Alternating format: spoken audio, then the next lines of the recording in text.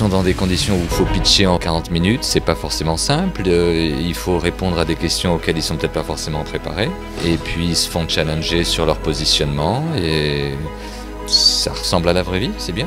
Vu que c'est un projet de A à Z, ça nous permet de nous mettre dans la réalité du monde actuel, enfin du monde du travail, et on est dans la peau d'une start-up.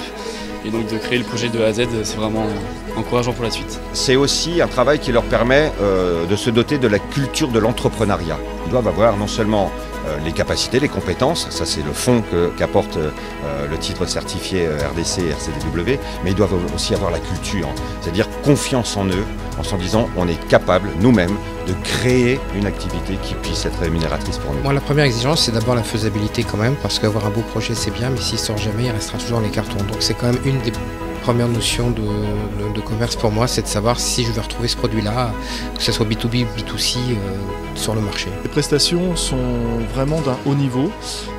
On a vraiment en face de nous des professionnels déjà. Il y a vraiment une capacité à rebondir par rapport aux objections formulées par les jurys. En termes de ce qu'on appelle nous les insights, les idées un peu fulgurantes, des idées motivant le consommateur, il y a vraiment de très bons éléments et encore une fois qui sont opérationnels et qui à terme peuvent arriver sur le marché et sont complètement commercialisables. Ça, on n'est plus dans la théorie, on passe vraiment en rôle pratique et ça c'est génial. Je pense qu'il y a un avant challenge et un après challenge et on le verra sûrement dans les établissements lorsqu'on viendra dans nos locaux. C'est vraiment ce qu'on voulait faire, on a réussi à être plus dynamique encore que la première fois. Donc maintenant tout est entre les mains du jury.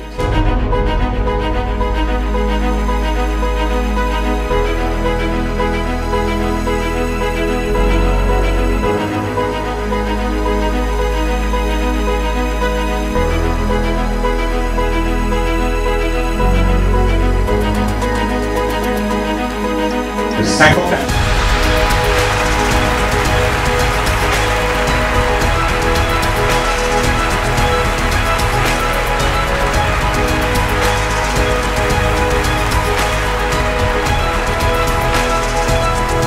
Le mérite, sur les 3 critères que j'ai cités tout à l'heure, à savoir une idée, tendance, d'actualité réalisable et professionnelle.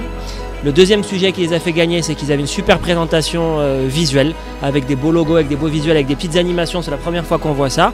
Et puis 3, ce qui a fait leur force, mais je pense que tout le monde en est d'accord, une très grande qualité oratoire, très à l'aise, voilà, de vrais pros.